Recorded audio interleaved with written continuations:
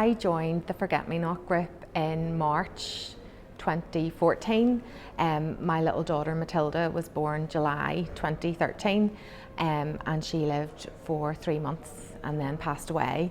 And at the time I felt a bit like I was going mad. There were a few people around me who, had similar experiences, but not at the same sort of point in time as me.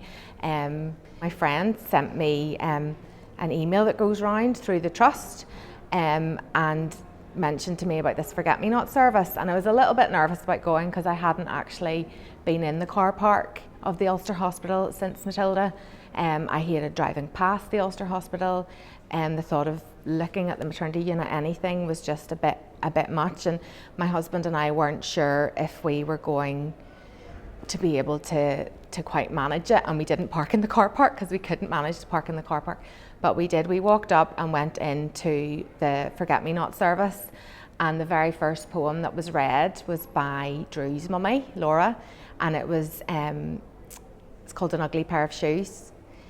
And for me, I just felt like, thank goodness that we've come. It was very emotional. I think I cried from the moment I sort of stepped in the door, but just hearing that poem and another mummy in the same position as me reading it just helped me to not feel like I was a total alien in my grief, and that, it says in the poem that many years have gone by and the shoes can still hurt. And at that point I was maybe 6 months in, and at times it felt like I was sort of being rushed along to not feel in as such utter despair as I was, and hearing that within this poem that it can be years and years and you'll still find it really difficult was just such a relief for me, that how I was in this absolutely horrific situation was normal.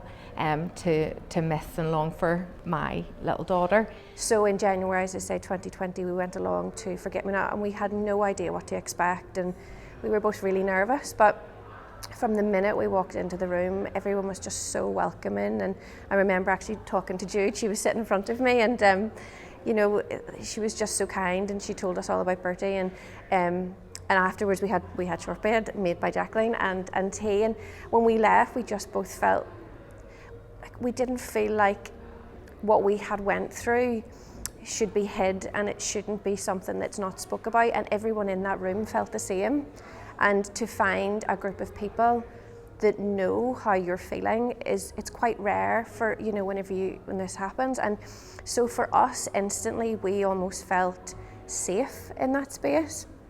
And then unfortunately COVID hit 2 months later, and so we never had another face-to-face meeting, but we were still going through grief and that process. In fact, we still are today, but having the Forget Me Not group via Zoom during COVID was just, it was invaluable. Like, we would have had those meetings, and we'd met Jude one time and we'd met Charlene and a few others, but we just felt, again I say, safe. We felt like we could go on there and talk about anything that we wanted. Having a group of people that are full of support and actually want to make a difference is so, there's no words to describe it, really. I think it's just great for people over here, and for them to go, well, what was your experience? What things did you notice that could be done differently that's going to stop that from happening to somebody else? And just have the people that listen realise. Everybody